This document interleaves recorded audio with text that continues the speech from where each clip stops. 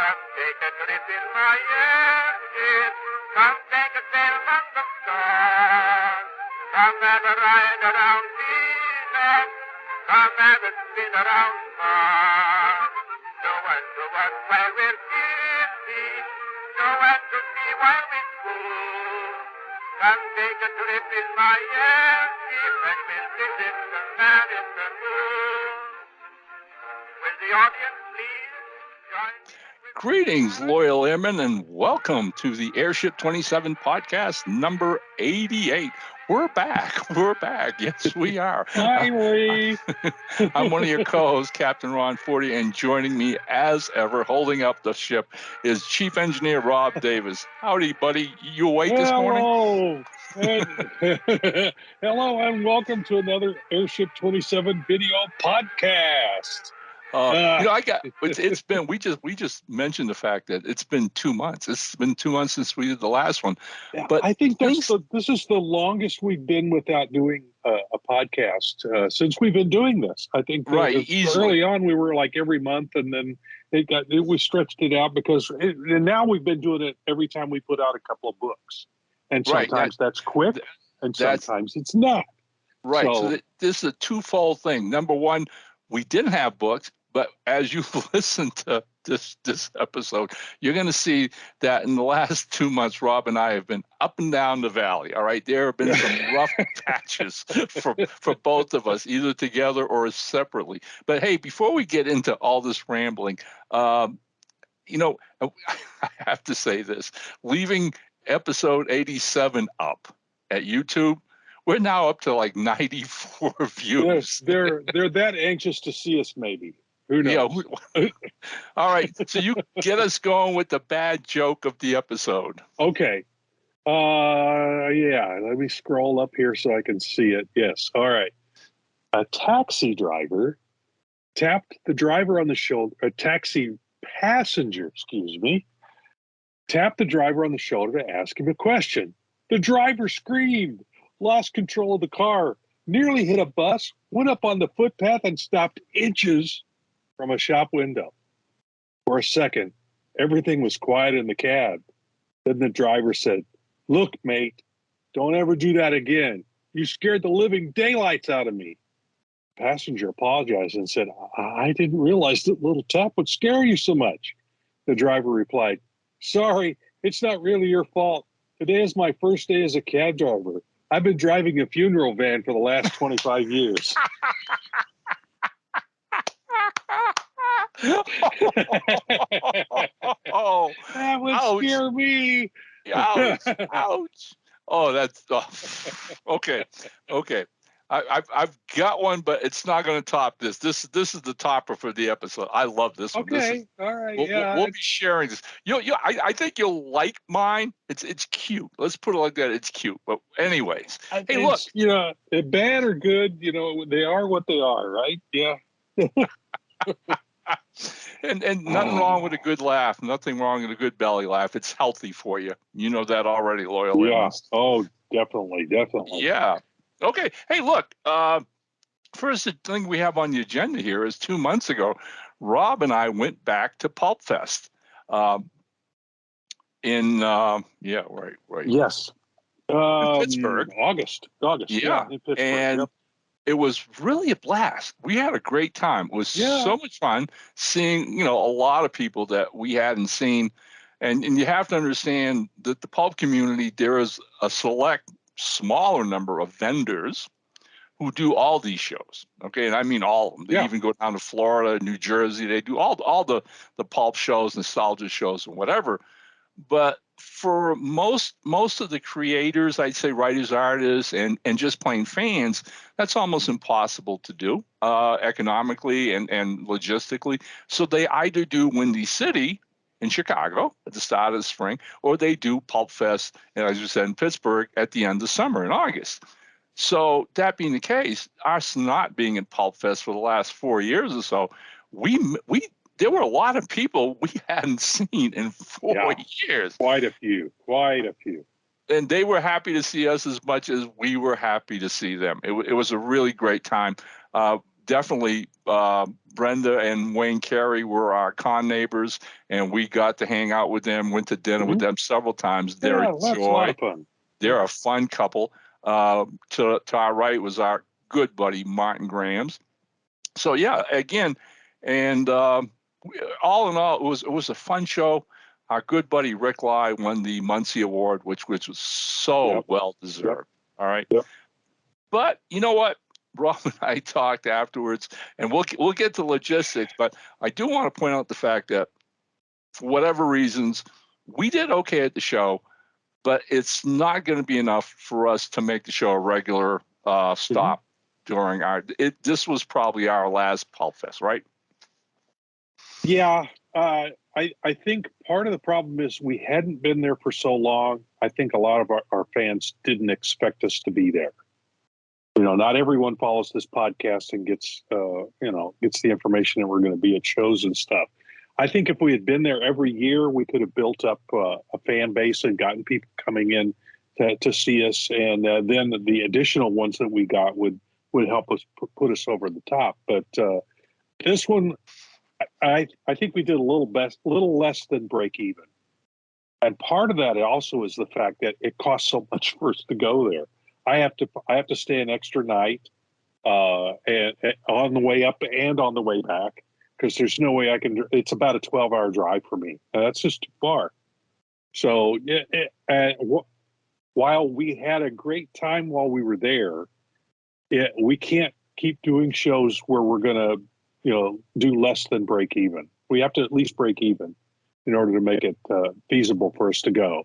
Our wives are going to kill us if we keep coming home with having spent more money than we made. So and then to add to this, as much fun as the show was, the nightmare of leaving Pittsburgh. If Rob dropped me off at the airport early afternoon. I knew he had a long drive home that he had to stop in between. He was going to spend the night on the road. And so I said, don't worry about it. I mean, I've got books to read. I'm going to have dinner at the airport. Everything's fine. My flight wasn't leaving till 9:00. So I go in there and I'm sitting there. And sure enough, right? I mean, the airport's packed. People are coming and going. And I'm always checking the board, the departure board. I want to make sure there's my flight, Denver direct. Here we go, blah, blah, blah. And sure enough, 8:30, it's still up there. So I go get a drink of water. I'm walking back. Hadn't been 5 minutes, Rob. I walk back. I look up. It's not only not there, it's gone. It's off the board. It didn't say cancel. It was gone. And I went, what? And I'm standing there looking. It's like 10 minutes of 9, right? And I go, you got to be kidding me. This is ridiculous. So obviously I'm going to go to the gate, to the desk where the gate is, right? And as I approach it, coming down the center aisle of the airport, I see a mob, storming the desk. And of course, instantly realized that's the other 200 people that are on this flight with me. They've seen the board and now they're yelling. They're screaming. I mean, it's almost like a Frankenstein movie. They're going to get the pitchforks and the torches. Okay. And those two poor attendants. All right. These two ladies are trying to fend them off. It just took it off. It's not our doing. We just work here. It's just, look, people, flying is a joke these days. All right. It's horrible. They don't have the staff. They never recover from the post-COVID thing. Okay. Well, they laid a lot of people off for COVID and then now they're having trouble getting them back. Right. And plus, people were so nasty on board the planes during COVID, because they were forced to wear a mask. And some people found that a real problem.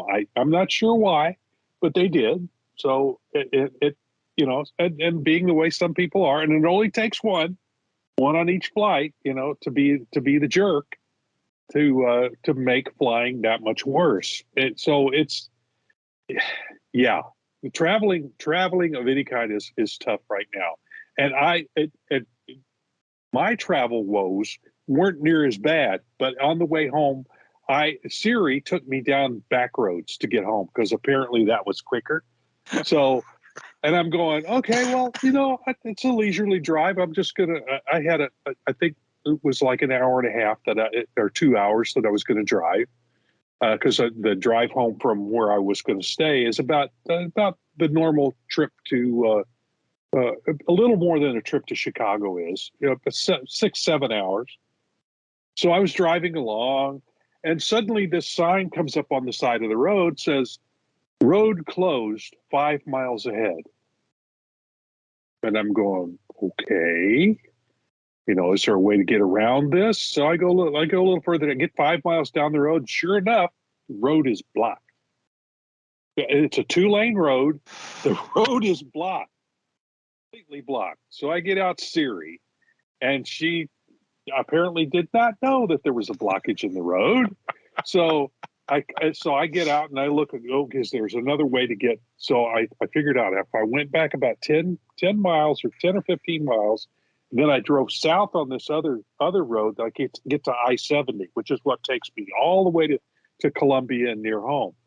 So I do that, but that's nothing compared to what you had to do, which was you ended up sleeping in the airport. Yeah, right. Yeah, I mean, from the moment I found out that the flight was canceled, people don't get it. This was a Sunday night, okay, and so amidst the uproar at the desk, one of the clerks yells out, "Be patient with us.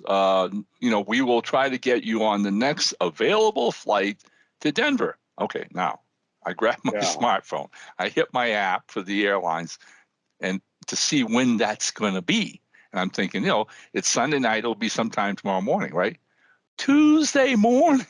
Tuesday morning. That's 2 days. Yeah, that's right. Not Monday, but Tuesday. That is totally acceptable. I walk off. I go to a private place away from crowds, whatever, and I call my wife. I call Valerie, and I says, "I am in trouble," and explain the situation to her. So she's like, just get a cab, go to a hotel, spend the night at a hotel. I says, "Val, it doesn't matter. They're not leaving here tomorrow." Okay, I said, "I'm not leaving the airport because they're not going to get us out of here till Tuesday if I stick with this airlines." All right, so she gets that, and she goes, "Okay, keep your phone handy." She goes, "I'll get together with Nicole, our daughter-in-law," and she says, "We'll get on the PC and see if we can find you a way out of Pittsburgh." Okay, so sure enough, they spent the next 30 to 40 minutes looking at every major airline. I get a call back, and Valerie goes, "Okay, here's the deal. There is a 7:15 flight tomorrow morning with Delta going to Minneapolis and then on to Denver. It's the only one." But she said, "We booked you on it. You are booked on that flight." Okay. God bless them both, believe me. So I walked down the other end of the airport, found the Delta station, the Delta desk, right? Nobody there but the janitors cleaning up, doing it. I tried to stay out of their work, all right? And that was it. Tried to make myself comfortable, spent part of the night on the floor, part of the night on the plastic chairs.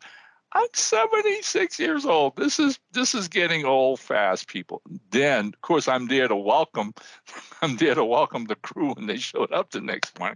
Standing at the counter. Yeah. Anyways, God bless Delta. They got me out. But here's the thing, as you just said, never mind. I mean, Rob, this was an added $500 fee to get me home. Okay, on top of everything else, I had to shell out $500. So that's it. Pittsburgh, we love you. We love everybody there, but we're not going to be back. It's not going to happen. And let me tell you, we'll talk about this a little later after we go through the books we've released, because this was only the beginning of August, September, October for us, and all the other things that happened. But come on, let's get back to the pulp stuff. We, since that last show, have released six titles, which, hot dog, these are fantastic. Let's run through them. I'll do the first one, do the next, and we'll get the 6 done. Yeah, okay. Released since our last show. Oh. All right. Greg Hatcher's Dr. Fix-It with Fred Adams Jr. Now, this reprints the first 3 Dr. Fix-It stories from Mystery Men and Women, and the final tale, begun by Greg before his passing and completed by our pal Fred Adams Jr. All the interiors are by Rob, who had done them originally for Mystery Men and Women. And then once Fred finished that last Dr. Fix-It story, Rob did 3 brand new illustrations. Then we got Chris Kohler on board, who was a personal friend of Greg's. And that early on, when he realized, through Julie Hatcher, his widow, that we were going to do this collection, had notified us that he'd like to do the cover for us. And boy, he knocked it out of the ballpark. It's a scene from the final Dr. Fix-It story. And when you people read it, you're going to love it. Fred did an amazing job with wrapping it all up. And Chris was like, well, I can draw it for you, but I'm not, that hot on coloring. And Rob stepped in and colored it. And it's easily one of the best covers we've done all year. It's so much fun. And God bless Julie. Julie wrote a special introduction to the volume, which was really touching. And so all in all, we ended up producing the book that we wanted to produce that made her and all of Greg's friends really, really happy. It was a way to honor a really good man, a good writer that we all miss terribly. So there you go. Okay. And going back a little bit further, Sherlock Holmes Consulting Detective Volume 18. It features stories by Ray Lovato, Michael Black, and Ian Watson. Yours truly, once again, provides the interior illustrations, and Warren Montgomery gave us a stunning Holmes and Watson cover. The colors just work beautifully. This should pop right off the table when we set it up at our next show. Right. I'm really, this still blows me over that we've got 18 volumes out now. And I'm going to give you all, you loyal airmen, a little sneak peek. We've got volume 19 story-wise complete. So it's going to be a case of, as the months go by, when Rob's table clears up a little bit and he can eventually get to it. I haven't, no decision yet on who's going to do the cover. I'm going to try to find somebody who hasn't done one yet. And the reasoning behind this, though, is because we've already got volume 20 ready. And volume 20 is going to be the big volume. All right. Ian Watson, who's had a story in every single volume, had brought it up to Rob and I think last year sometimes about, hey, you guys are getting close to doing 20 volumes. To 20, it should be something unique and special. And I couldn't agree more. So Ian and I exchanged a few emails. I had an idea for a story that I knew Ian could pull off, which he did. And then Teal James Glenn showed up and said he wanted to be a part of this because he'd read, in a lot of our newsletters what we were planning. And then Ray Lovato and Mike Black also jumped in. So let me tell you, we're going to get volume 19 maybe out by the start of the year, sometimes early in spring, hopefully. Yeah, springtime, probably before Windy City. I'd like to have it by Windy City, definitely. That would be awesome. And then the end of the year, fall, early winter, we will be bringing you Sherlock Holmes Consulting Detective Volume 20. It's going to be worth the wait, believe me. All right. So then what we had was a new series by Barbara Duran, Book Hunter's Apprentice. This is centered around Chinese magic. Gary Carter provided the interior illustrations, and Guy Davis a truly beautiful color cover. Guy has his own unique approach to art, and we had used that earlier this year for Nancy Hansen's Silver Pentacle book. Her first, that's her new series, okay? And I was taken with it. And I know Guy personally. He's a Colorado native, a friend that I see at cons all the time. And so after reading Barbara's book and editing it, all that Chinese magic and fantasy and whatever, and I thought, you know what?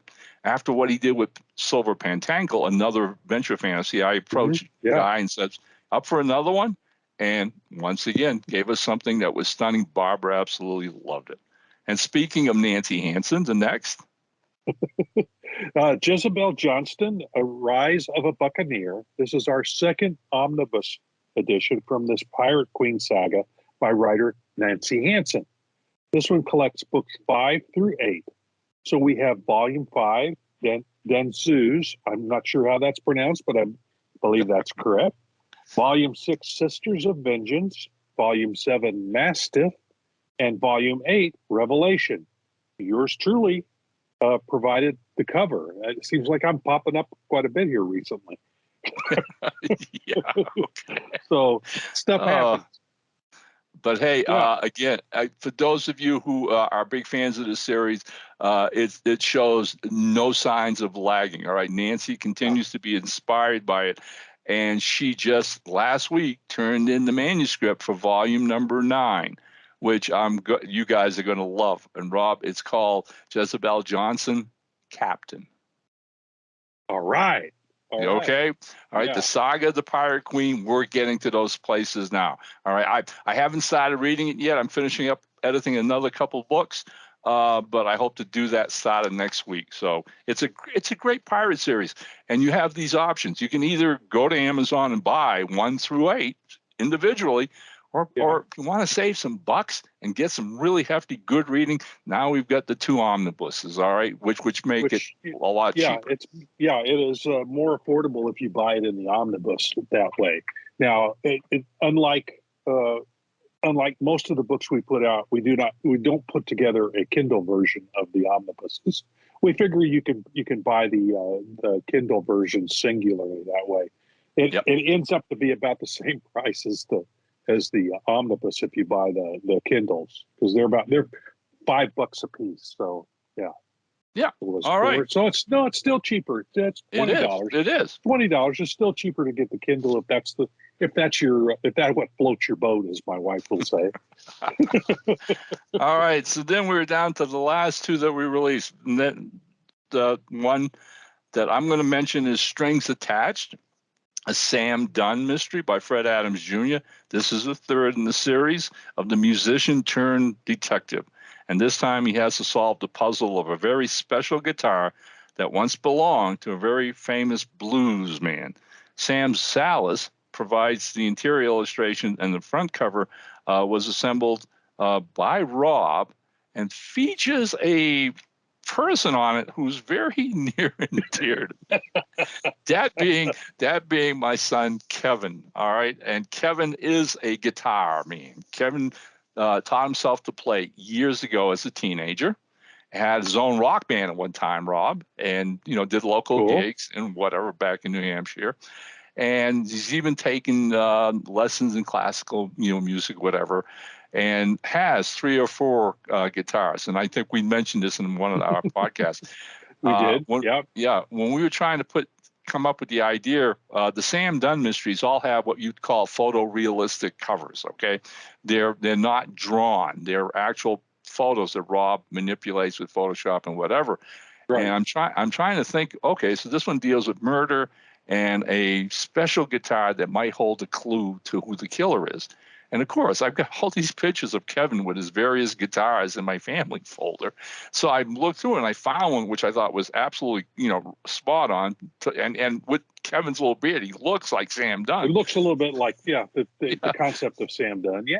Right. So I sent it to Rob. Rob, colored it up a little bit and whatever, put a little death skull for a menacing atmosphere or whatever. And we get it done. Of course, I have to, bring it up to Kevin, want his permission. I'm not just going to slap it out there and have him say, "Gee, Dad, I wish you wouldn't have done that." But Kevin comes back to me and goes, because I didn't show it to him. I told him what we were doing. Kevin gets back to me now and he goes, "All right." He goes, "Hey, which guitar did you use?" He's more concerned about which guitar it is than anything else. We sent him the cover, and then we sent him copies of all the Sam Dunn books, which, by the way, as it turns out, he and his wife, Melanie, within 2 or 3 weeks of getting those, Rob, we're heading back to Hawaii, where they go like every 4 years after their wedding. That's where they went on their honeymoon. Oh, okay. So it was just turning. So he packed the Sam Dunn books, and he says, "I'm going to read them on the beach in Oahu." I said, "Good for you." Hey, sounds good to me. All right. Okay, and then the final of the 6 books that we finally got out in the last 2 months. That's this one has been much anticipated, especially by the writer. Zeppelins Over Africa, an alternate world adventures novel featuring World War I airships by Gene Moyers. Artist Mike Harris has only one interior illustration left. It took him a while to get this one done. He's got other, he's got other fish to fry. He's got other stuff coming out of his freelance studio. So he would fit these in where he could. So it took quite a while. That's why I say Gene was a little anxious for this to come out, because it had been, what is it, about a year, a At little least over a a year year. before we got a little over a year. before we got that out. So, Yeah. and Brian McCullough has already turned in a gorgeous cover. So all we were waiting for is that we had one left for Mike, and he finally got that in, and it's all done and out there. And everyone involved, kind of knocked this one out of the park. It's definitely a different kind of book for us. It's completely alternate world where, and of course, Ron being a big Airship fan, this is pretty cool deal. So Gene knows how to punch my buttons.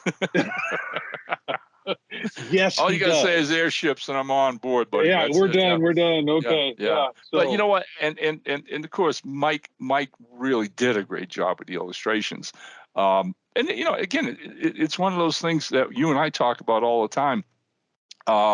We're a two-man operation. All right. Nobody's ever gotten rich working for us. It's not going to happen.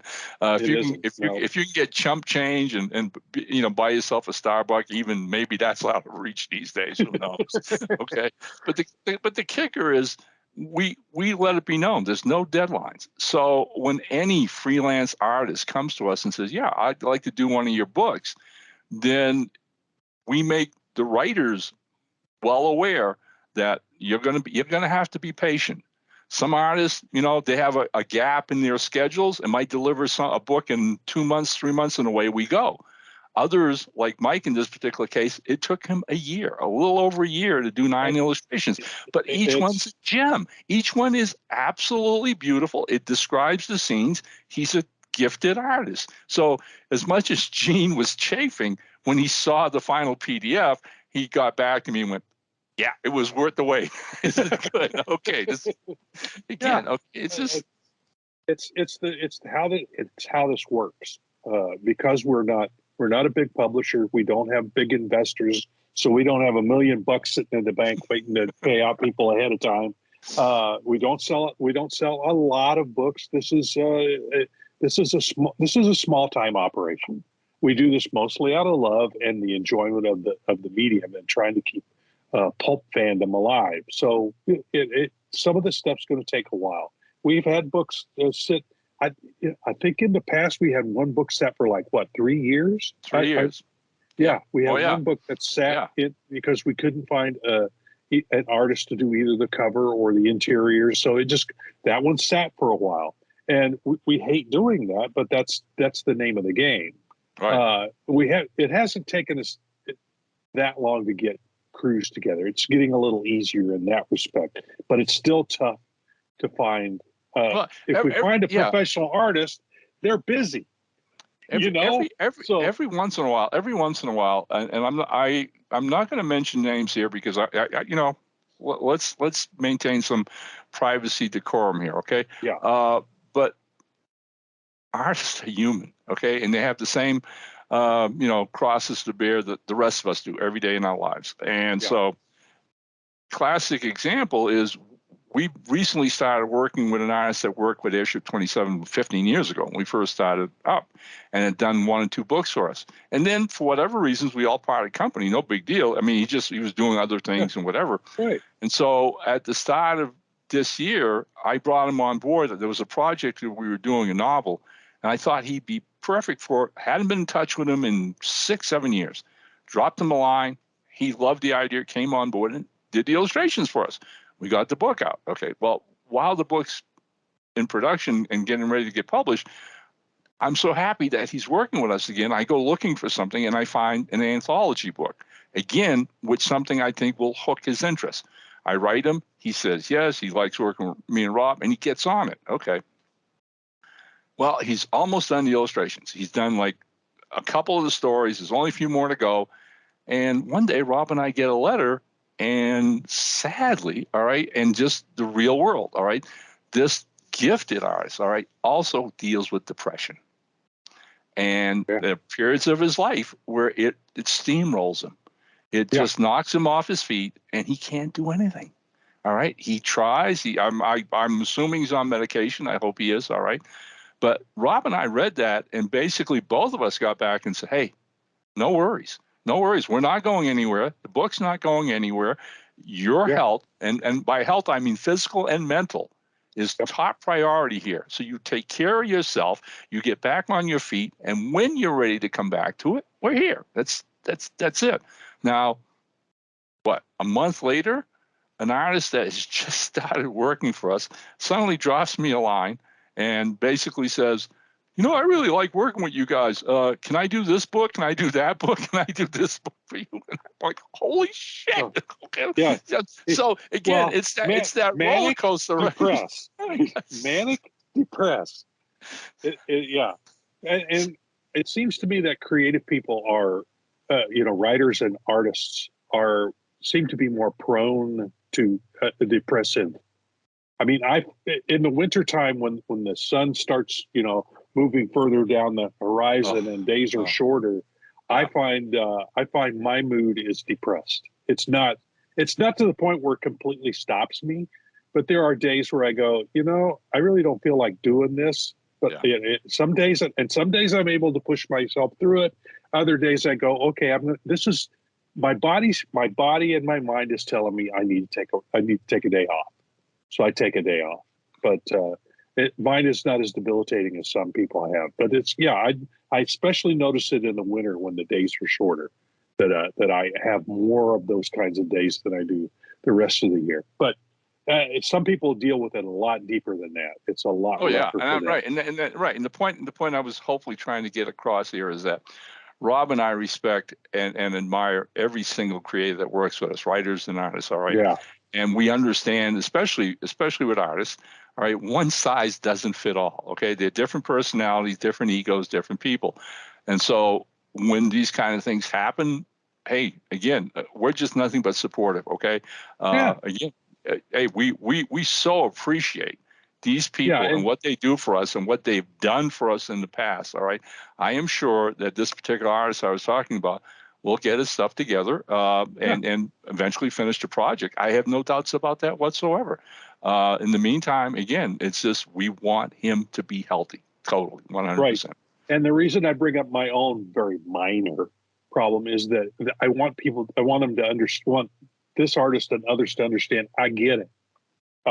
Mine is not as bad, but I get it. I know that feeling, that little devil sitting on your shoulder who kind of pushes down on you, that little voice and sometimes that little voice is hard to stop. So, but pull through it, folks. You can, my saying is this too shall pass.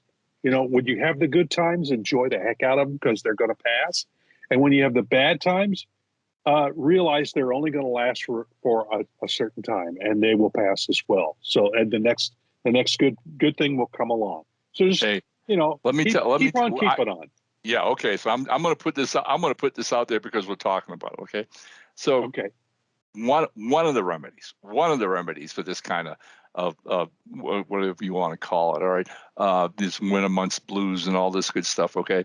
Is surround yourself with people who can pick you up. Okay. People who are your friends who boost you up. Okay. And so putting this out there to all you loyal airmen out there, all you creative sorts who might be watching this episode. All right.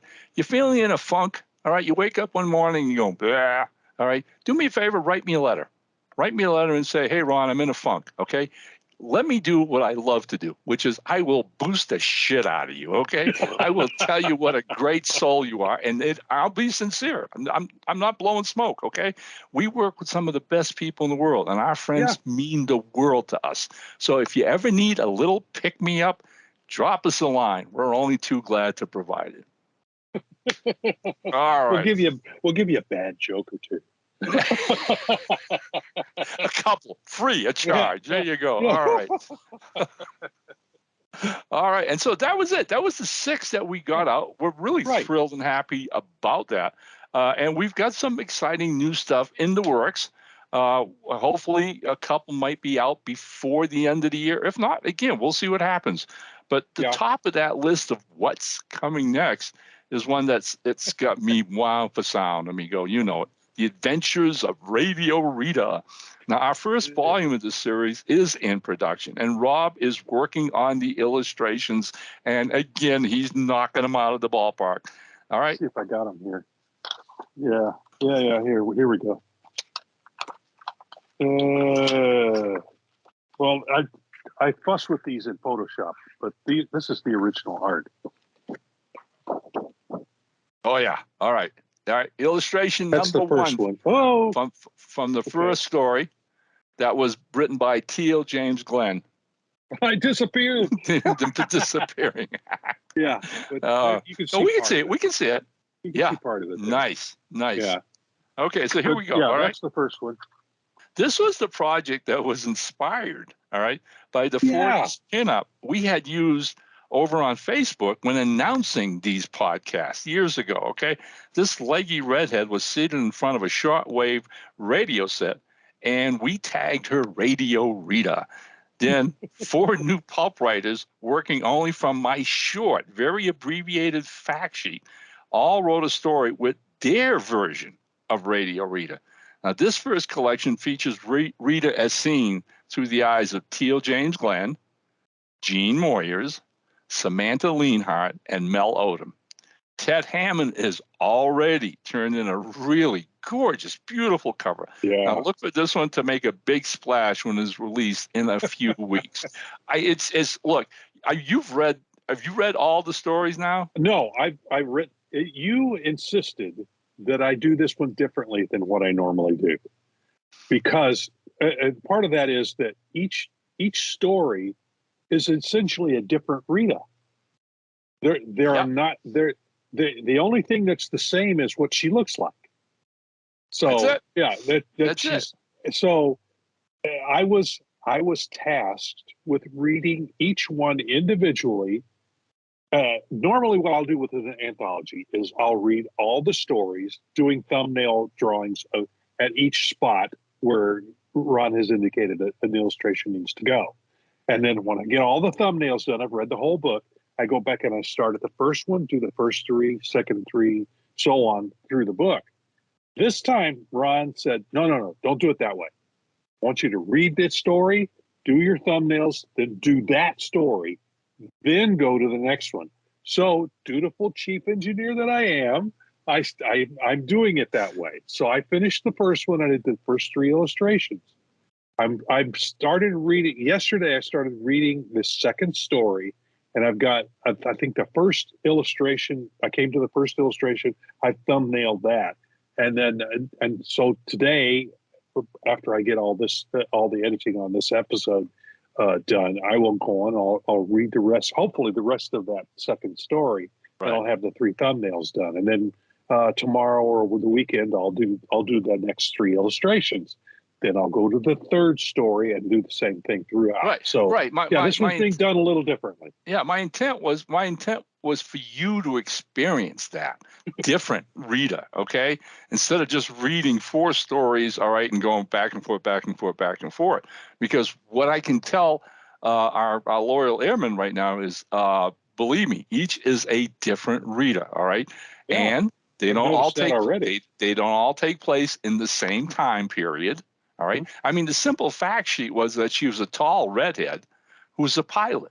That was it. That was basically it. That's her full full description. I've seen the Bible, and that's all it is.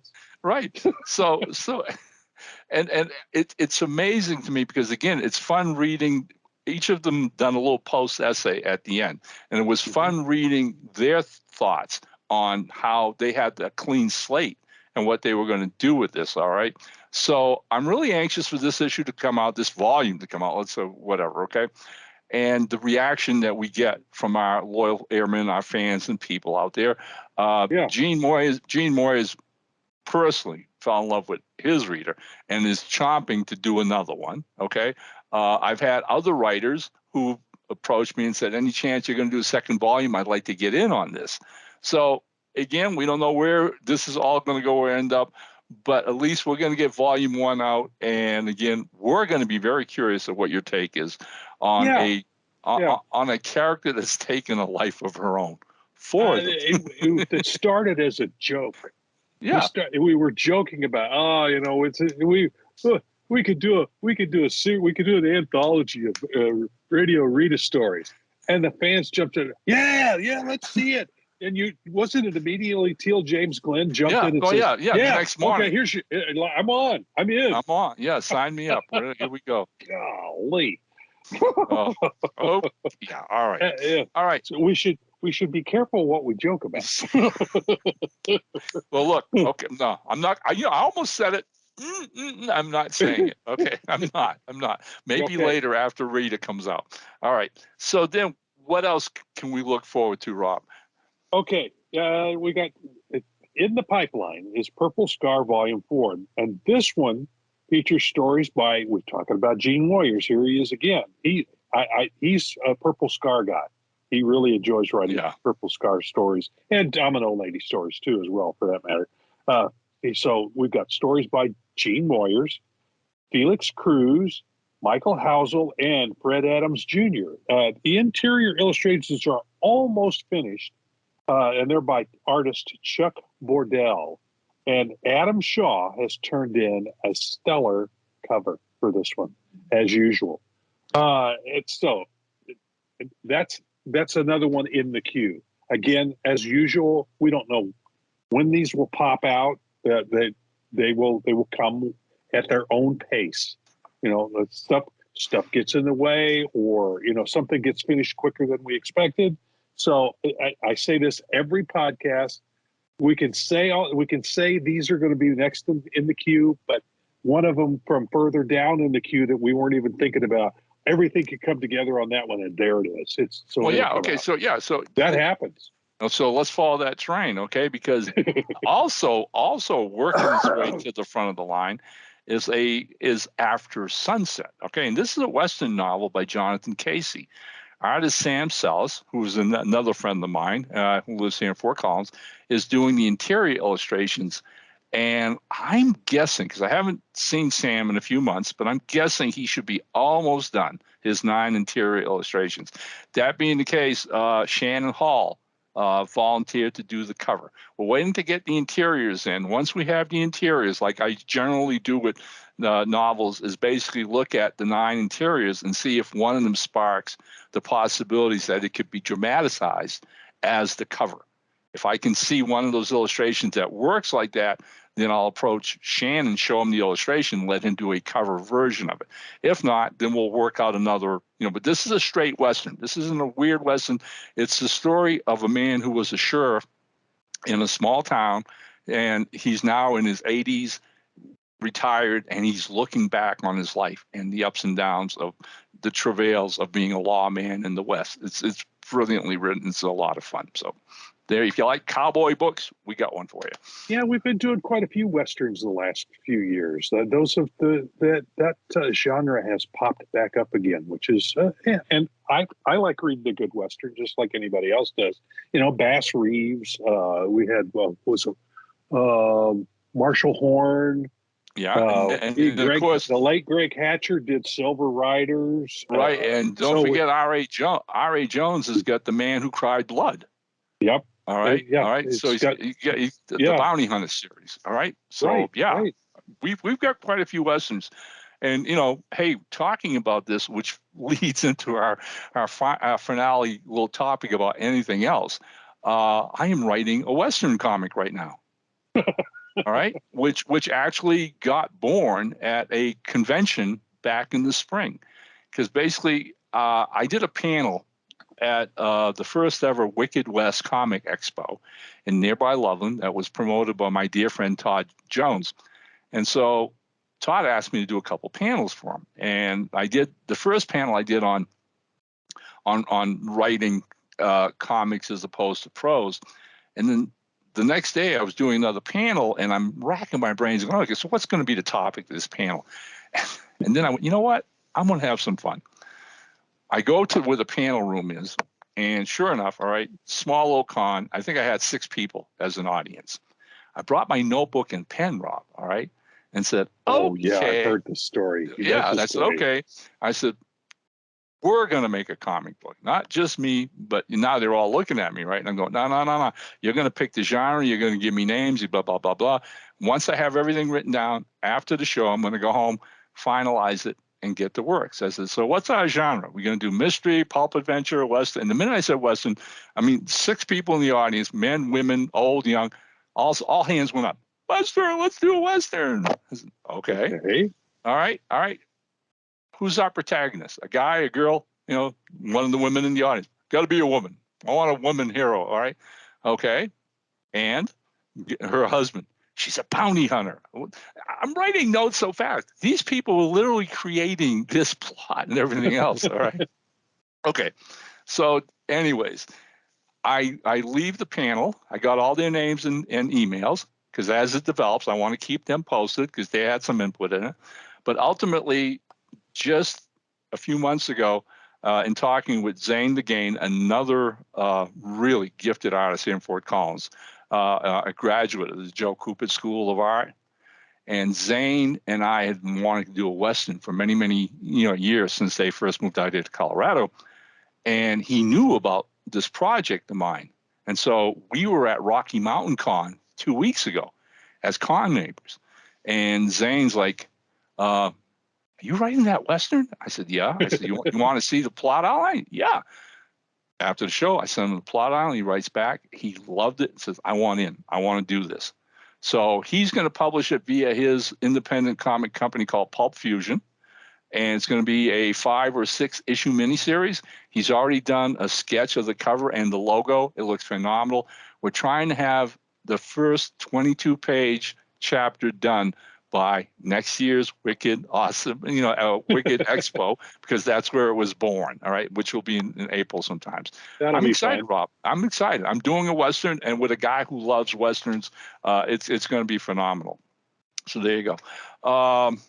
Wanted to talk a little bit more, too, about after I came back from Pittsburgh, and we did that whole talk, about 2 or 3 weeks later, my wife and I packed our bags, and we went back to New England, like we try to do once a year, right, to see family, and stayed at the beach and visited friends in Maine and Vermont and New Hampshire, did the whole trip, came back home, hadn't been home maybe 2 or 3 days, and the Rocky Mountain Con was coming up in a week and a half. And I'm going to sleep one night, and I get scratchy throat. Oh, please, no, right? No. Woke up next morning with a full-blown cold. All right. I mean, I'm hurting. All right. I am really bad. Oh, this is crazy. So, of course, Valerie goes, well, let's call our primary care doctor. So we get the nurse on the phone, and she says, look, she goes, it's probably a cold because we're getting so many this year. And you know as well as I do, COVID, a lot of people didn't get their regular flu shots. They were too worried about COVID, blah, blah, blah. And now... Well, and a lot of people were wearing masks. Wear masks, so right. You didn't get the regular flu. Now we've taken the mask off. Okay. So word is that this particular season, this flu cold season, has been horrendous across the country. And I've since heard that on Facebook. Lots of my friends have gotten it. Right. Yeah. But the kicker is, in the world we live in, the nurse said, well, have Ron get a COVID shot first. All right. She goes, I'll make you an appointment for 2 days from now with the doctor. All right. In the meantime, take the stuff. Get your booster, because you've had several shots. I've had all my shots. What she wanted me to do was take a test to see if it wasn't COVID. The test. Yeah. I understand. She says, take the test. If it comes back negative, then you can come into the office in 2 days and see the doctor. If it comes back positive, you've got COVID, then we'll do a Zoom. We'll do a virtual visit. Right, a virtual visit. Yeah. Okay. Yeah. So, knock on wood, we have these little clinics you drive through in your car. They take the test and whatever. Yeah. Okay. I mean, I like a COVID test with my fries and a shake, please. Anyways, so I drive. We get there first thing in the morning. They open up at like 8 o'clock in the morning, and the nurses are out there. And so I drive up. There was nobody else, just Valerie and I. And the girl takes the swab. And sure enough, the next morning I got the results because we're signed up at UC Health here in Fort Collins. It's a network. And I got the results, which was negative. You do not have COVID. I said, thank you. The next day, we go to the doctors. And sure enough, the doctor, checks my lung. Oh, yeah, you get rattles and blah, blah, blah. So basically, it was, over-the-counter stuff, fluids, the same thing you always do for a cold. And it lasted, I want to say, another 3 or 4 days. I was miserable. I'd be coughing, and I couldn't sleep at night. because I coughed, right? So how do you get any rest to get better? Right. And right. So the doc said, "Are you taking Mucinex to keep those lungs clear?" I said, "Oh yeah." He goes, "Well," he says, "I'm going to give you a prescription for a cough syrup with a lot of Mucinex in it, which hopefully take before you go to bed at night. All right, don't take during the day. You might get drowsy behind the wheel or whatever." And but it let me sleep. That was the straw that broke the and camel's that's back. important with any illness that you have, is that your body has time to heal itself, and part of that is napping and sleeping. Yeah. Right. So eventually, I mean, I took maybe half of that bottle over a period of 3 or 4 days and got 2 or 3 nights of good sleep. And sure enough, like I think we were like 4 days away from the con, and I was back on my feet, feeling okay, able to go to the con, able to go have a good time, not worry about contaminating and getting other people sick. But, at the same time, while we were there, we were talking to other people who were there who had talked about their previous events with the colds and whatever. So, yeah. Rough time, buddy. A rough time. I'm glad all that's behind us. Yeah. I just recently went in and got my my latest COVID shot, and at the same time got a pneumonia shot. I'm getting in my upper 60s now. I turned 68. Yeah, I turned 68 in August. I don't pay that much attention to the numbers anymore.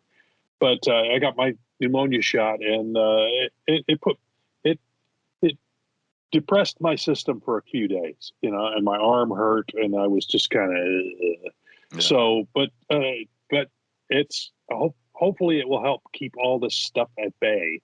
Even though I have in the wintertime, I have a constant runny nose. I think it's because of I use a CPAP machine at night, and sometimes it dries me out, and then during the day, my body reacts to that and it stuffs me up. So, and it takes a little while for that to get straightened out. But yeah, I've got. It's a good idea to get your shots, folks, especially as you get older, we are. Look, definitely.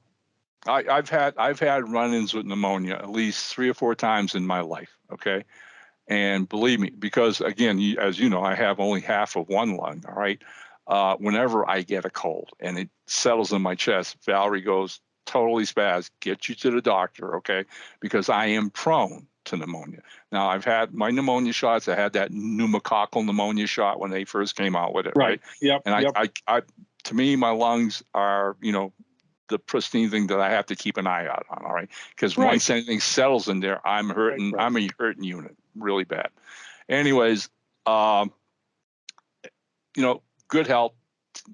Tell people this because, again, in talking to our primary care doctor before we left him, Valerie made some mention about the fact that, we were hearing that there's still more, COVID shots coming, booster shots, more boosters and whatever.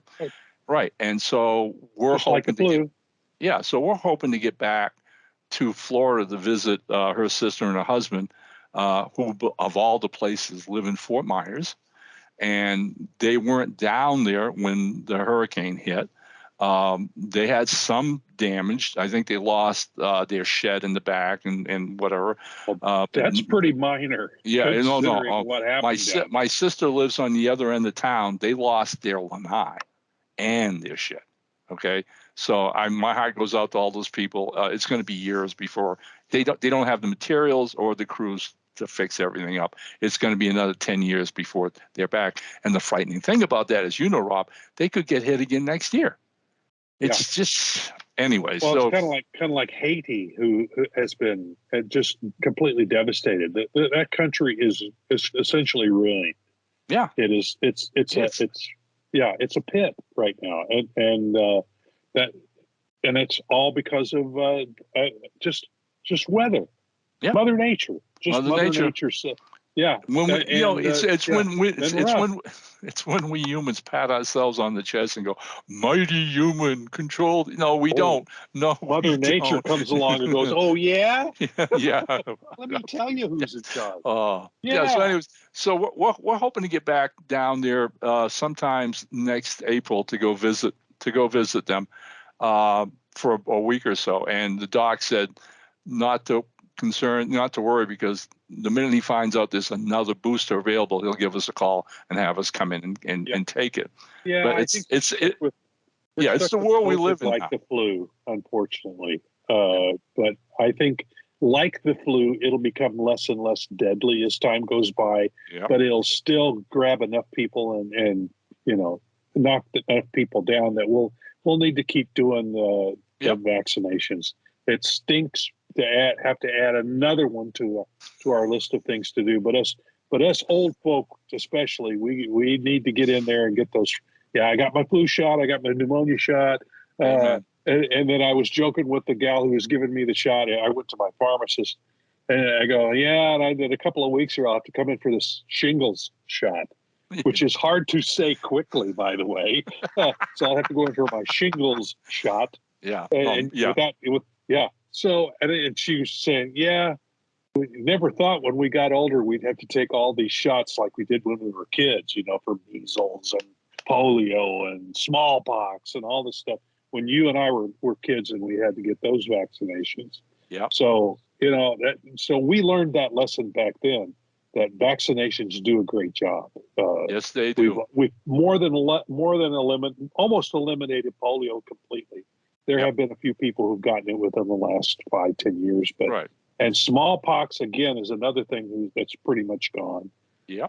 Thanks to vaccinations. So especially as you get older, younger folks. I mean, you could probably skip them a little bit, but hey, I don't know. Get your physical. Get your physicals. Yeah. Do Listen the to test. your doctor. Listen right, to your always. doctor. Right. Don't listen to don't listen to the television commercials where where whatever they're trying to sell you, okay, will most likely kill you. And when they say talk to your doctor, don't talk to your doctor. You're not an MD. Get your physical and listen to your doctor. If he suggests something, then go for it. But you don't open your mouth and tell him what you need. Okay, you're just clueless. Tell him how you feel. Tell him how you feel. That's tell him it. what symptoms you have. If you're having a rough time, tell him. Right. And he'll help you get over that. Oh. My doctor has saved my life at least twice. Me too. Me too. Yeah. At least so twice. Yeah, again, so it's back to every time I hear talk to your doctor, get bent. Those are pharmaceutical companies trying to sell you something whose side effects will probably kill you. Okay. Well, yeah, that's another thing. Listen very carefully to that list of side effects that they talk about at the bottom, and I'm going, all those side effects. I'd rather have the disease they're trying to get rid of. Okay. My goodness. Hey, look. This is what I have got. Okay, rant over. Is there anything else you need to share with our loyal airman amigo? No, except for the fact that dadgummit, winter came awfully early this year. Just a couple of days ago, we had 1.5 inches of snow on our porch. That's I saw very rare in November. I saw the picture. And even as we're talking, we're getting it now. Northern Colorado, even as you and I are talking, I'm looking out my office window, and it's coming down nice and steady. So winter is here, people. And that means that it'll come. And you're just west of me. We're sending so whatever it to you. hits you, it comes my way. Sometimes it skirts to the north of me. Sometimes it skirts to the south of me. But a lot of times it's dead on. It has targeted mid-Missouri after it leaves Fort Collins. Okay. Hey, look, we've put off the inevitable as long as possible for Ron's joke. Ron's really and like I said, joke. there's no way I'm topping what Rob did at the top of the hour. But here we go. Okay. Gentleman is sitting in the barbershop with his first time in this particular barbershop, and he's getting to know the barber. The barber's name is Harry, and Harry's really personable, and they're talking. And at one point, Harry looks out and sees the local newspaper boy walking towards the shop, and he says to his customer, "Here comes the dumbest kid in the world." Customer looks at the barbershop and says, "Excuse me?" He said, "The kid's a blooming idiot." He says, "Well, hang on, I'll show you." So the kid opens the door. "Hi, Mr. Harry," and he puts the paper down on the counter. And the barber says, "Hey, hang on a minute, kid." Kid turns around. The barber opens the till, takes out a $1 bill and a quarter. Says, "Take the one you want." The kid takes the quarter and walks out. Barber's laughing, puts the $1 back, turns around, looks at the customer. Says, "I told you, the kid's an idiot, the dumbest kid in the world." Customer was, all right, well, he finishes with this customer, right? Customer's all done. leaves the barbershop, and he's walking down the street, and he's going by the drugstore, and the kid comes out of the drugstore, the same kid, eating an ice cream cone. So the guy goes over and says, "Hey, son." He says, "Yes, sir. What?" He goes, "I was in the barbershop a little while ago." He goes, "I got to know." He says, "Why'd you take the quarter?" He said, "Well, if I take the dollar, it'll stop giving me a quarter every day."